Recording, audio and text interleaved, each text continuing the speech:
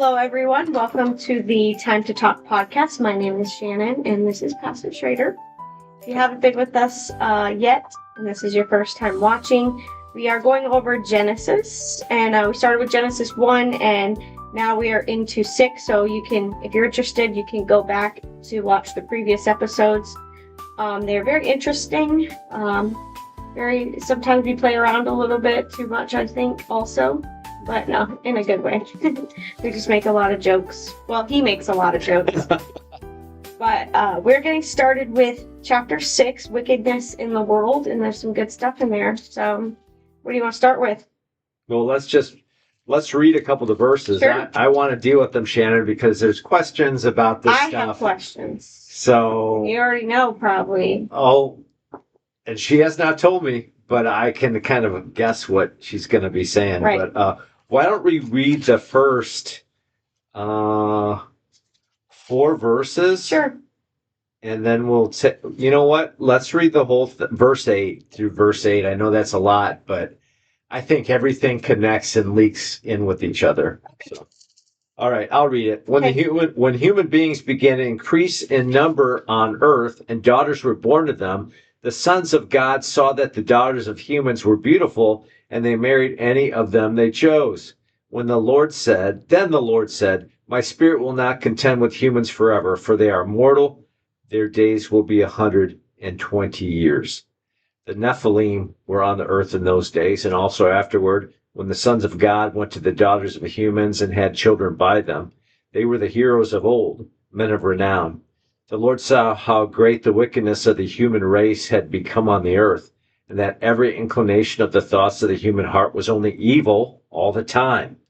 The Lord regretted that he had made human beings on the earth, and his heart was deeply troubled.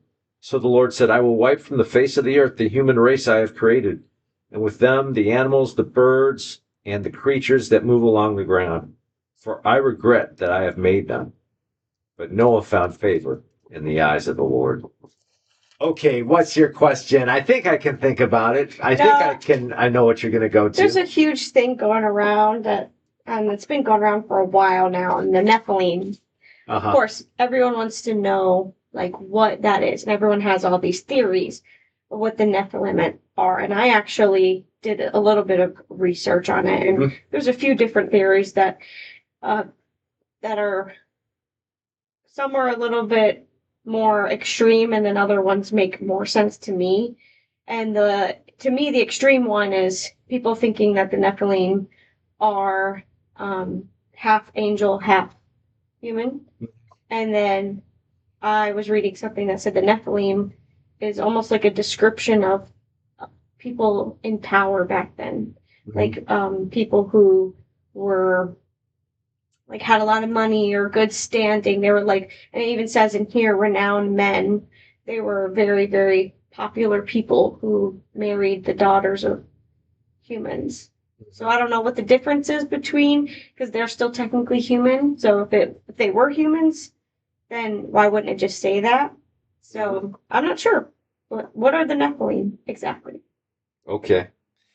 In regards to the Nephilim, this is my thinking, and some of you out there in YouTube land have read the Bible before and perhaps read the King James Version, and the King James Version translates it as giants instead of the word Nephilim. And so some people think the Nephilim are giants. And I think that this is based on later on when the children of Israel spy on the land of Canaan. The report is, "Oh man, we went to Canaan and the guys there are descendants of the Nephilim, and we're like grasshoppers in their eyes." So definitely the people are intimidated by what they see of these people in Canaan. Now, if they're is there a direct relationship to the Nephilim? I'm not 100% sure. But no matter what, later on, the stories are, oh, these guys were intimidating. So I don't want to go so far as to say, oh, they're really giants. Because I think I could meet a person and be intimidated by them. I'm intimidated by this guy at our church. He's this muscle builder, but he's not that much taller than me. But I feel think like Bryce is intimidated. Shout out to Carl. and we feel like grasshoppers, but Carl's not that much taller, but man, are his muscles huge. And I wouldn't say anybody would say Carl is a giant, but he's a big guy. And I think what happened is that there's a translation of the Bible called the Septuagint. That is the first popular translation of the Bible ever. And so the original Bible is written in Hebrew. The Septuagint was written in Greek. And they looked at that word Nephilim. This is what I think. And they looked in the book of, I think it might be in Numbers or in Deuteronomy. And they used the word Nephilim there. And since they compare the people feel intimidated and they say we're like grasshoppers to them, then they said, okay, let's translate this as giants since the people felt like grasshoppers to them. But you don't necessarily have to meet a giant to feel intimidated and small. Yeah, right. I mean, I think people are intimidated with other people who have a lot of money, like who are like wealthy, or if you know that they are popular people. I mean, look at how we treat celebrities. They're not giants, but we're very intimidated by their success or their popularity, I would assume. Mm-hmm. So I don't know if that's the same. Yeah, and then see, and this is all seems to be connected. It seems like the Nephilim are part of the problem, but I'm not sure as we read the whole thing, all of humanity is the problem. Mm-hmm. But the Nephilim seem to be one of the problems. Maybe they're so popular with the people, and the people are kind of following them, and that was a bad thing. I wish we knew more from the text. Mm-hmm. But what does the text say? I just want to make sure I'm saying it correctly. The Nephilim were on the earth in those days and also afterward. I think that part, and also afterward, that's thrown in there, mm-hmm. really throws people for a loop. And when it says and also afterward, that kind of makes me feel like that whole, I don't want to say like the whole like half angel, half human aspect of the Nephilim, where the angels were sleeping with the daughters of men. Mm-hmm. And so I feel like, and also afterward, that kind of takes away that theory, in my opinion. I think it's true. I like what you're saying there. And also because it says the Nephilim were around when this was happening. So it makes me think that they're not, even if you think it's angels having sexual relations with human beings, it sounds like the Nephilim were there already when this was happening. Mm-hmm. So kind of giving you the time span. Oh man, the Nephilim were around during those days.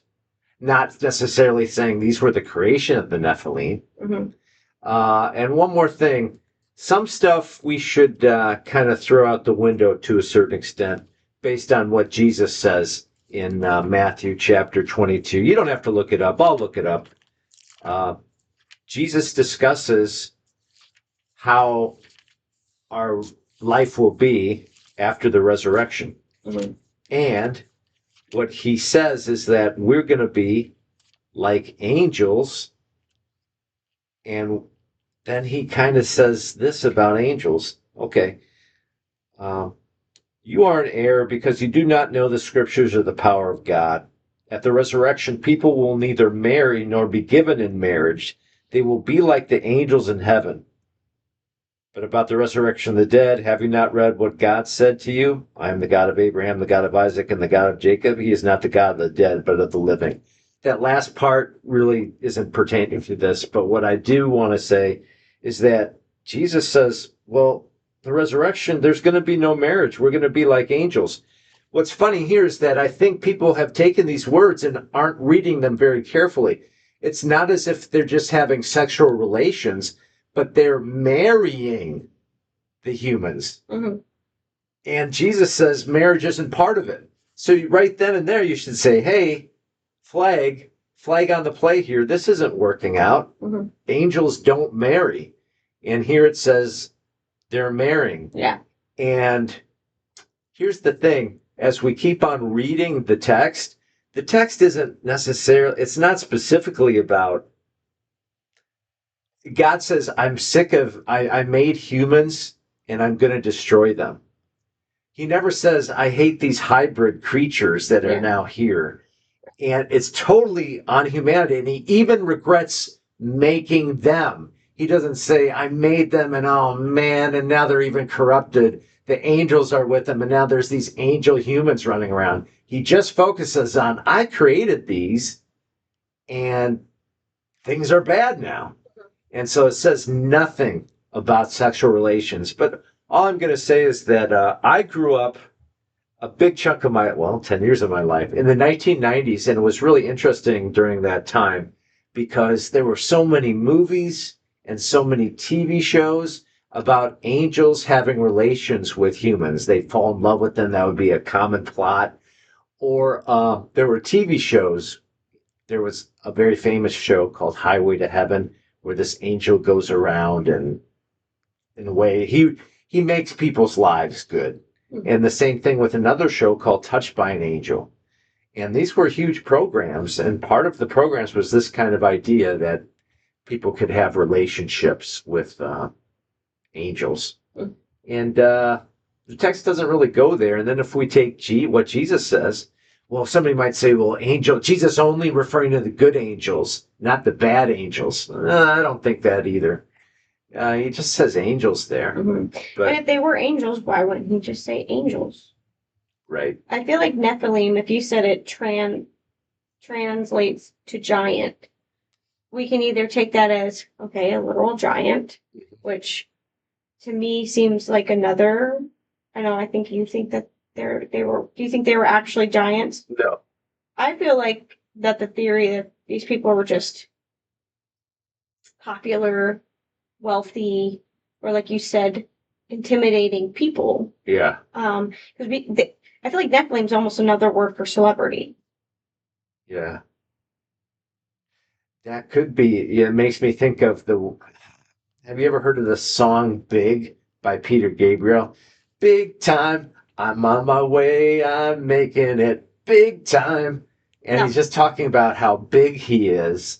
And I think it goes right along with what you're saying. Kind of and part of being big is being popular. Yeah. You talk about a guy, he's huge. And when I usually say that, you're not saying he's overweight. You're saying, man, everybody knows this guy right now. So, anyways. Okay. I think that's like a huge thing that people are really trying to figure out what that is. Yeah. So. And that's what I thought, but I thought your focus was going to be on the phrase sons of God with sons of, what does it say? Sons of God, daughters of humans. Yeah. Yeah, what's that about? See, I think what's going on here now, traditionally, there is one verse in the Bible that does say sons of God referring to angels, and that's in the book of Job. But once again, all the things that we said that it doesn't seem like it would be angels there are still true. What do I think? Now, a Lutheran understanding of this verse has been, the sons of God are the good seed of Seth. If you recall, we've been reading now the story of Cain and Abel. Cain is the son of the serpent and the bad line, and Seth is a son that is a good line, okay? And that's where the seed's going to come from. But if you actually read the text, the line is very narrow. It's not like, these are all the descendants of Seth. No, it only will go the next generation of Seth. And then the next person, but only talking about one person in that next generation. It's not saying all of Seth's kids. And when you really look at it, we know that Adam and Eve had sons and daughters besides those three, and they lived a super long time. And plus, then you have Cain and you have Seth, and they're having kids. And it seems like the line is very narrow. But what I like to think of this as being, it'd be sons of God, meaning godly people. But what happened was they saw really beautiful women. but these women were not godly people, but they married in many ways, married whoever they desired, but this had a negative effect on the world. Maybe that's in reference to kind of like how people even today will marry or date somebody who who is not a believer in Christ. Like that person is still a son or daughter of God, but that other person is not. So that's okay. That makes sense. Well, that's a great topic because I think if you take it that way, and that's really what and I it think does it's end leaning in to. not. It always ends in something and not good. Usually. It's not a happy thing. No. And this doesn't seem to be a happy thing. And it seems like God's responses to it, okay, after about 120 years, I'm going to just quit dealing with this world. And maybe because the corruption's getting so bad and he can see where it's heading, but he says that the Spirit's not going to strive with them after 120 years. And then when you think of things that are said in the Bible, that Enoch was a preacher of righteousness and Noah was bothered by the people. Maybe these guys were people who actually preached the word of God, but the people just refused it.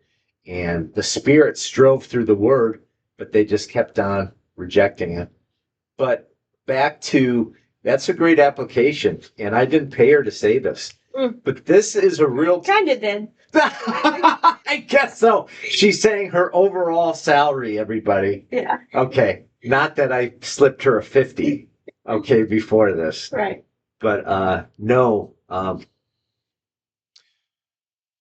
want to say that, we don't care about mixed marriages, at least not anymore, at least in my opinion. And if you do, you're simply way off base. We've kind of learned it in class with these chapters. Everybody who's a human being is a descendant of Adam and Eve. There's actually only one human race. Okay? Maybe now there is different skin colors, but that's just skin color. If people were all turned inside out, we'd all look the same. Okay?